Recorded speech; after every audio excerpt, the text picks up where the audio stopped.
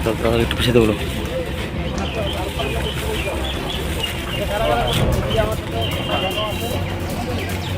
এইটের শহর আগে ঘোষণা করা হয়েছিল, সেই মতো কোচবিহারের বিভিন্ন দিঘিগুলি সংস্কারের কাজ শুরু হয়। মাঝখানে পরিস্থিতি কিছুদিন ডামাডোল অবস্থায় থাকলেও ফের পুরোদমে কাজ শুরু করলো কোচবিহার পৌরসভা। আপাতত 13টি দিঘি পরিষ্কার করে সৌন্দর্যায়নের কাজ শুরু করেছে বলে জানান কোচবিহার পৌরসভার পৌরপ্রধান দিলীপ সাহা। রবিবার কোচবিহারের বিভিন্ন দিঘি পরিদর্শনে যান দিলীপ সাহা, 16 নম্বর ওয়ার্ডের কাউন্সিলর অভিজিৎ দেবভৌমিক সহ পৌর কর্তৃপক্ষ। দিলীপ সাহা জানান, রাজমাতা দিঘি সংস্কারের কাজ প্রায় শেষ পর্যায়ে। এই 13টি দিঘি সংস্কারের পর পাশাপাশি যদি অন্য কোনো দিঘি থাকে তাহলে সেগুলিও চিহ্নিত করে সংস্কার করা হবে বলে জানান তিনি।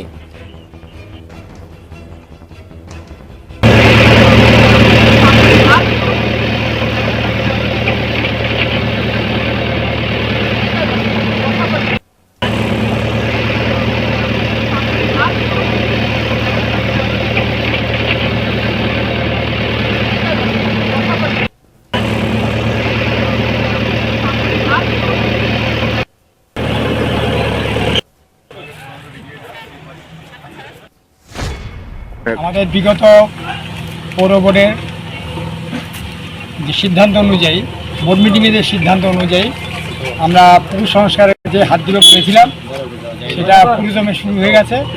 আপাতত 13টা দিঘি পরিষ্কার করে সৌন্দর্যের জন্য কাজ শুরু হয়েছে। আজকে আমরা এখানে লম্বা দিঘি এনে আসছি, দেইবাড়ি লম্বা দিঘি, শিব দিঘি, রূপসী দিঘি, এই সমস্ত দিঘির সংস্কারের কাজ চলছে। ইতিমধ্যেই আপনারা জানেন রাজমাতা দিঘি সংস্কারের কাজ প্রায় শেষ পর্যায়ে।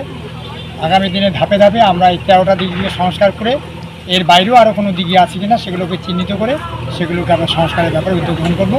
কোচবিহার পৌরসভার পক্ষ থেকে এই সমস্ত দিঘিগুলো সংস্কার, সেই সঙ্গে সাগর দিঘি পরিষ্কার থেকে শুরু করে সাগর দিঘির চারদিকে যে লাইট আছে সেগুলোকে মেনটেন্যান্স করার জন্য উদ্যোগ নেওয়া হয়েছে পৌরসভার পক্ষ থেকে।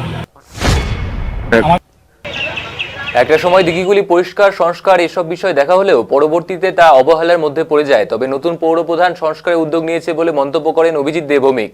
যারা দীর্ঘদিন ধরে দিঘির পাড় দখল করে রয়েছেন তাদেরকে সেই জায়গা দখলমুক্ত করার জন্য অনুরোধ জানান তিনি।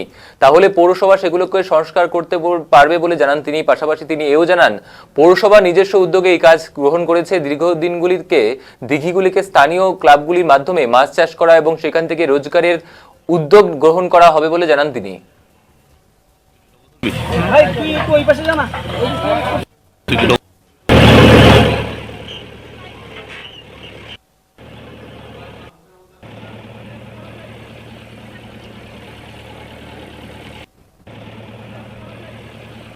বছরের পুরনো দেখি সেদিকে নজরে দেওয়া হয়নি।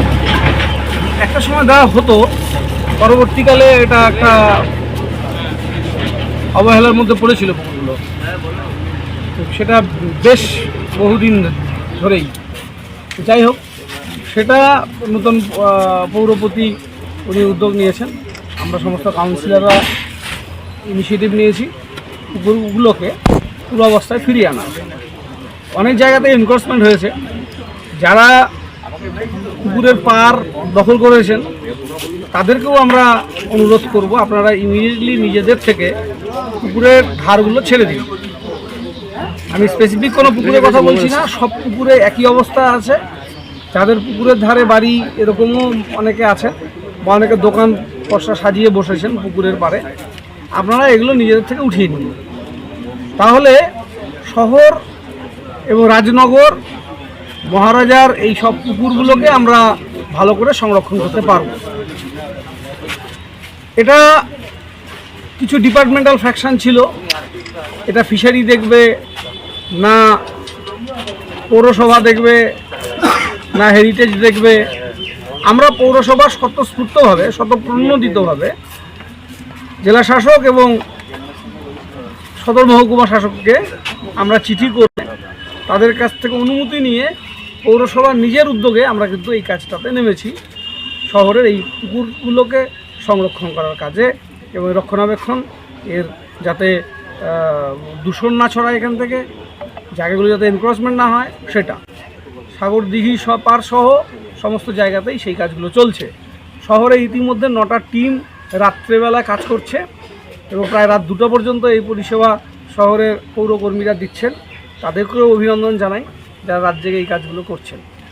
আমরা যারা স্থানীয় ক্লাব যে সমস্ত পুকুরগুলো যে জায়গায় আছে সেখানকার স্থানীয় ক্লাবগুলোকে এর পরবর্তী রক্ষণাবেক্ষণের জন্য যারা এখানে মাছ চাষ করে নিজেরা যাতে এখানে একটা সমবায় তৈরি করে নিয়ে যাতে পুকুরটাও সংরক্ষিত হবে, এলাকার কিছু বেকার যুবক এর সাথে কর্মসংস্থানে যুক্ত হবে, সেটা আমরা ফিশারির সাথে কথা বলে একটা কোলাবোরেশন করিয়ে দেবো। এখানে যে পুকুরে আছি এখানে পাশেই নেতাজি সংঘ ক্লাব, আমরা এই ক্লাবের ছেলেদেরকেও আমরা বলেছি, ক্লাবের সকলে এসছে, তারাও যাতে পরবর্তীকালে এটা কন্টিনিউয়াসলি রক্ষণাবেক্ষণ করে। শুধু পৌরসভা একা পারবে না, এখানে মানুষকেও লাগবে, স্থানীয় সমস্ত গোষ্ঠী, ক্লাব, সংঘ সকলকে আসতে হবে।